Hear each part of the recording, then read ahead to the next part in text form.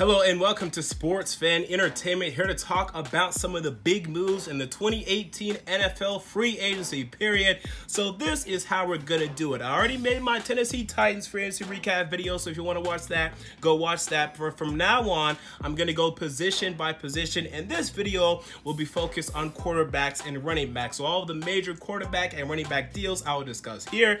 Next video, wide receivers and tight ends, and then we'll move on to the defensive side of things. So let's start with quarterbacks. Let's start with the biggest quarterback, Kirk Cousins, who signed a 3-year, $84 million deal with the Minnesota Vikings, and this was a pretty good deal to me for the most part. Look, we get it. The Vikings needed a quarterback because all three of their quarterbacks were free agents. Okay, you had Sam Bradford, Case Keenum, and Teddy Bridgewater all being free agents in this 2018 class. So they definitely needed a quarterback, and they got a damn good one in Kirk Cousins, who to me is better than all three of those guys I just aforementioned, and he's the best quarterback to come to Minnesota since Brett Favre. Okay, I understand and I agree with all that. But, man, they fully guaranteed this deal, and I do have a problem with that, because although I do believe Kirk Cousins will be worth this deal, what if he suffers a major Teddy Bridgewater injury tomorrow? Okay, you're going to be on the hook for this deal.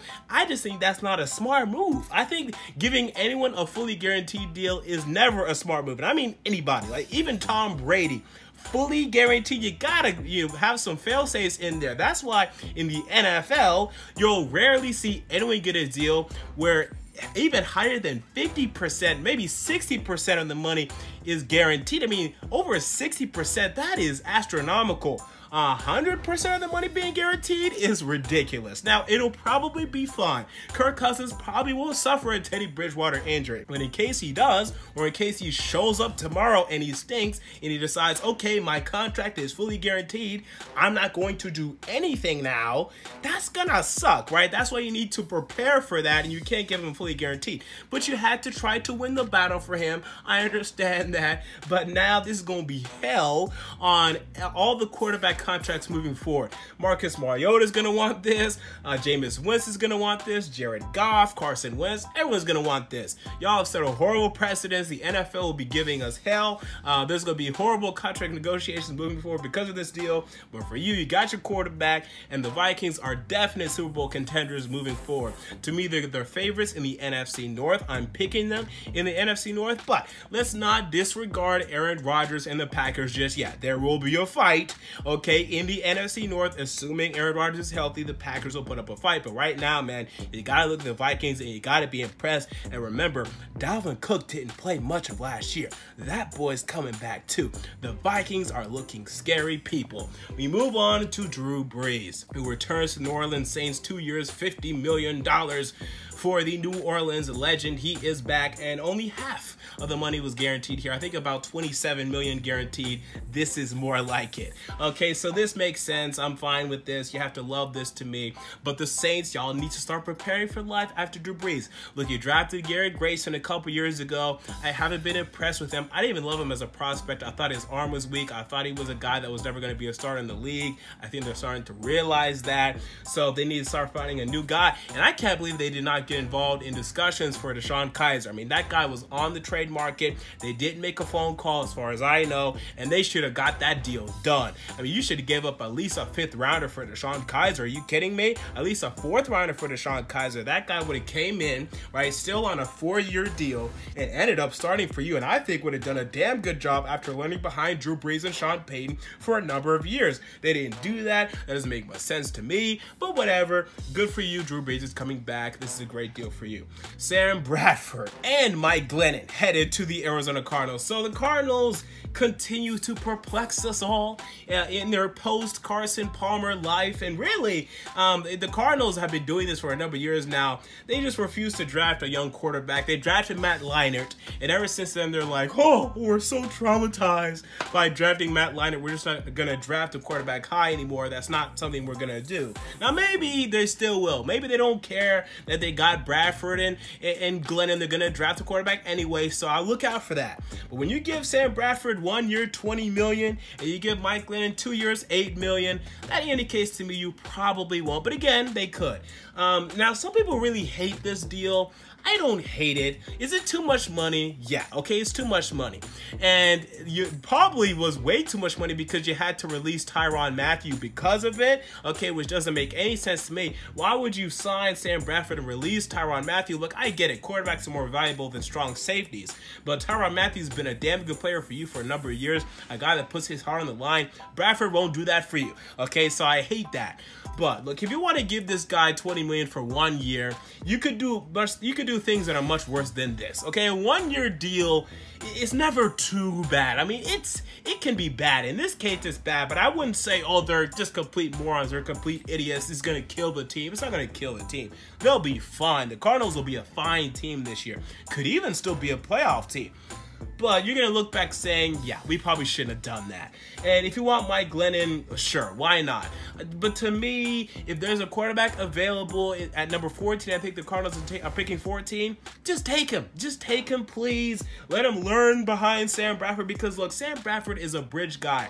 As the LA Rams, who took him #1 overall, and all he did was bridge the gap between himself and Jared Goff. Okay, as the Minnesota Vikings, who now Bradford has bridged the gap for Kirk Cousins. He's a bridge guy. He's not a guy that you build a team around. You've seen that now for 2 teams. He's going to be the same for you. At least now, you guys only got him for 1 year deal, as the teams past have invested way too much into him beyond 1 year, just being ridiculous. And the Vikings gave him a first-round pick for his dumbass. Okay, y'all didn't do that. I love that.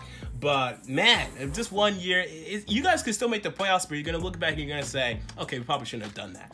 All right, move on to Teddy Bridgewater and Josh McCown, who are moving on to the New York Jets. They signed deals with the New York Jets.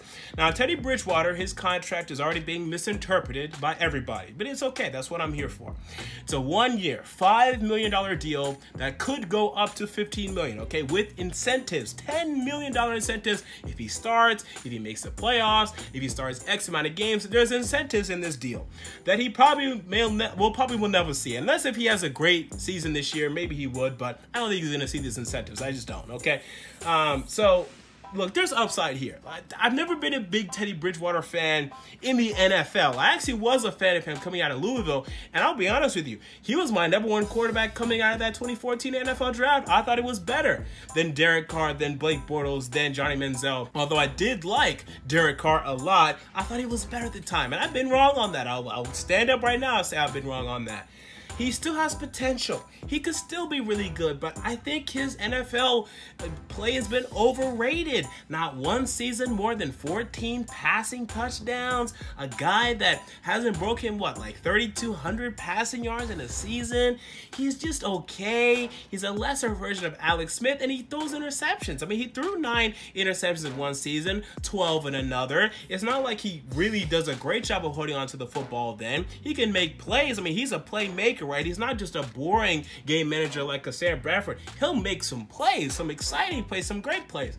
But he just doesn't move the needle enough for me. Okay, and then Josh McCown, he's okay, but he's old as hell, 39 years old, and he was a guy that, he made some plays for the Browns and the Bucks and was able to do some things for them, but he just can't win games. He's just off at winning games and getting the job done. That's his problem. So, look, it's fine. You're going to have McCown and Bridgewater battling. I just don't understand why the Jets refuse to take a quarterback in the first round of the draft. And they could do it this year, right? Despite getting Bridgewater and keeping McCown, they could decide to go out and draft a quarterback in the first round. If they do, I would love it. Okay, because to me, that is the move. That is what they need to do, without a doubt. I know Mark Sanchez traumatized you just like Matt Leinart traumatized the Cardinals. You got to try again. Okay, ask the Tennessee Titans. They were traumatized after taking Vince Young, and they were traumatized after taking Jake Walker. They tried again. They took Marcus Mariota. It's worked out. The Rams were traumatized after taking Sam Bradford.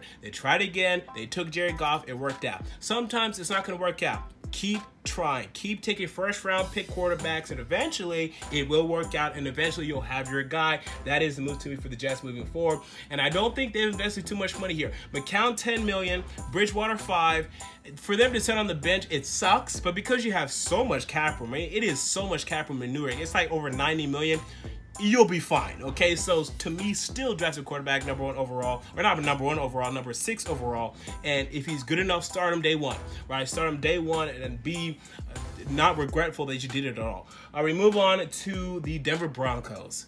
You know, as they signed Case Keenum, 2 years, $36 million, $27 million guaranteed. And look, I don't get it. I just really don't understand why people love this deal. I just don't understand it. And you know me, throughout the entire 2017 NFL season, I was a fan of Case Keenum.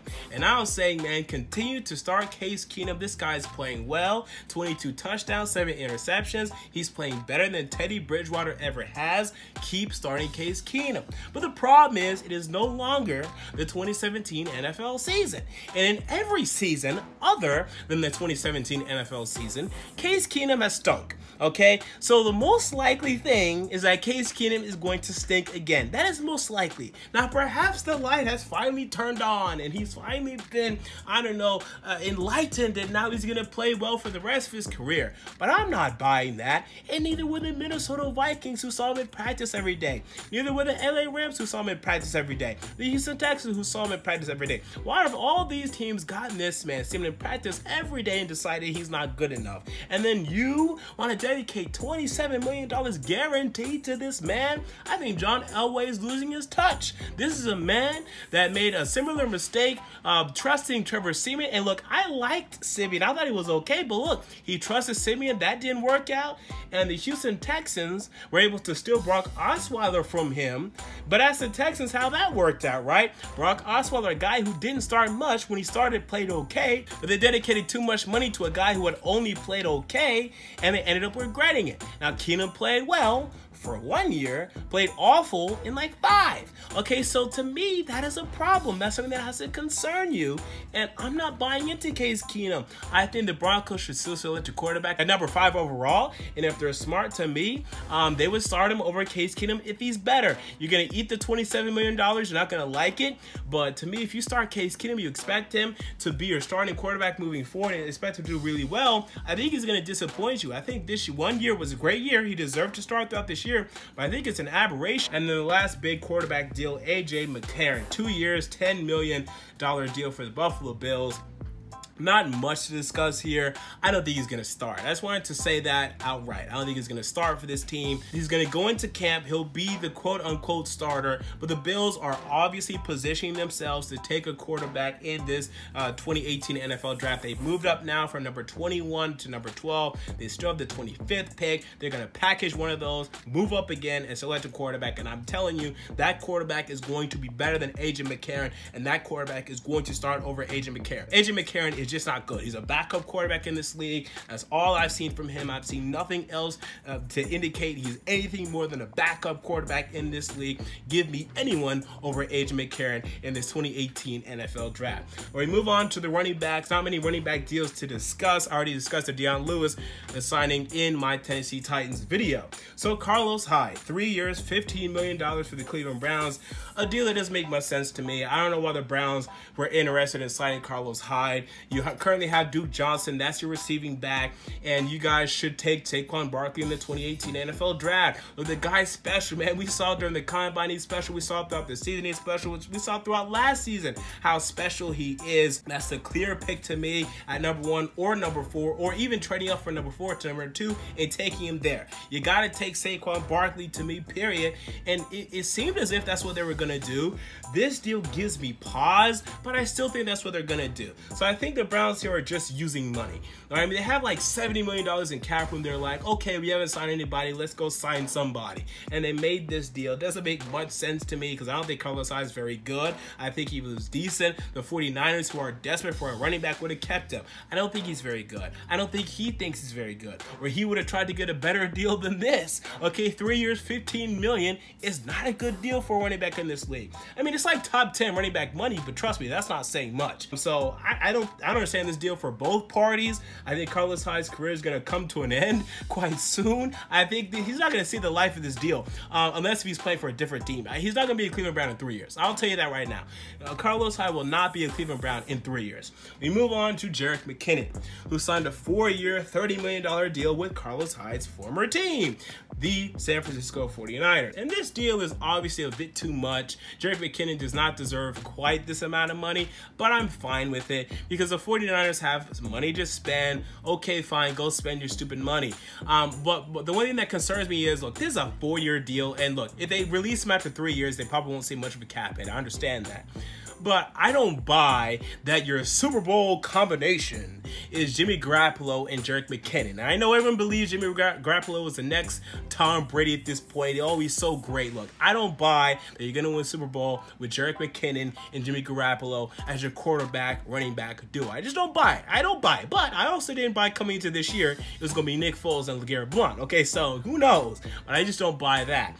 I think the 49ers should still position themselves to take a running back quite high in this 2018 NFL draft. Saquon Barkley likely won't fall to them, but in the second and third round, I would look at guys like Sony Michel, Darius Guy-Falls, etc. as potential options. Jerick McKinnon is fine.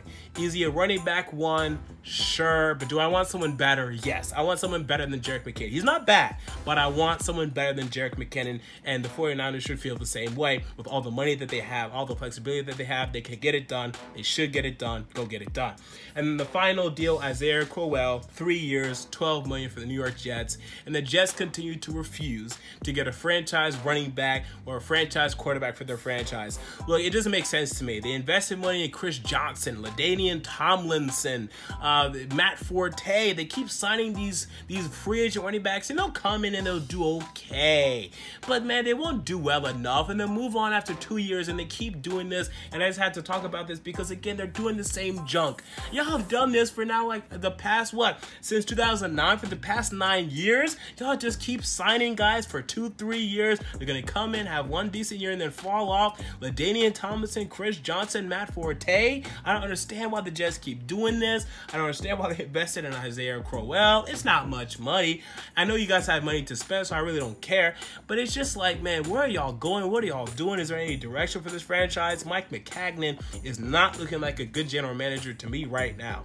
All right, so there you go. Those are my thoughts on the big quarterback and running back deals in the 2018 NFL free agency period. What are your thoughts? Comment down below. I want to know. If you enjoyed the video, make sure to like, comment, and most importantly, to subscribe. And until next time, this has been MJ of Sports Fan Entertainment, and I'm out. See you all later.